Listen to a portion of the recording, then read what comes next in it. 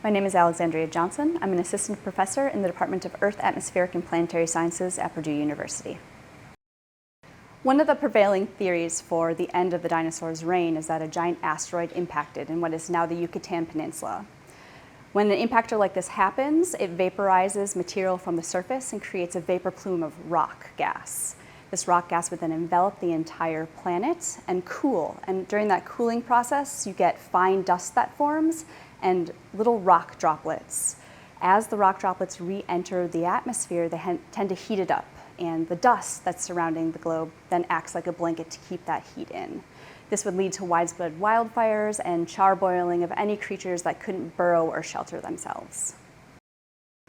Our research found that you essentially need this blanket of fine dust around the Earth with the droplets of rock falling back down in order to get this situation where no heat can escape. So you're essentially stuck in an oven. This leads to lichen and grass igniting within about 5 minutes.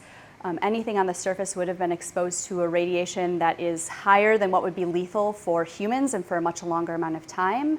And eventually you could even get trees igniting because of the heat. Our paper focuses more on the immediate effects of this intense heating that's happening. Like I said, grass is starting on fire, animals being broiled, widespread wildfires, and this is also not a localized event, but across the entire planet.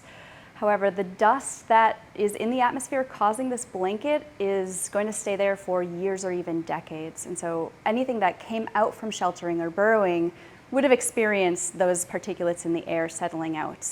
In fact, it's very much like the smoke particles that we experience after a wildfire. They're about the same size, and for us, they get into our lungs and into our bloodstream. And so anything that was alive after this big event would have potentially had effects from those.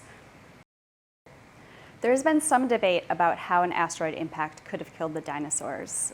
Previous work has shown that an impact like this would create massive tsunamis, would put dust into the atmosphere, could cause wildfires, but by themselves, this may have not been an event that devastated the entire planet or the entire population.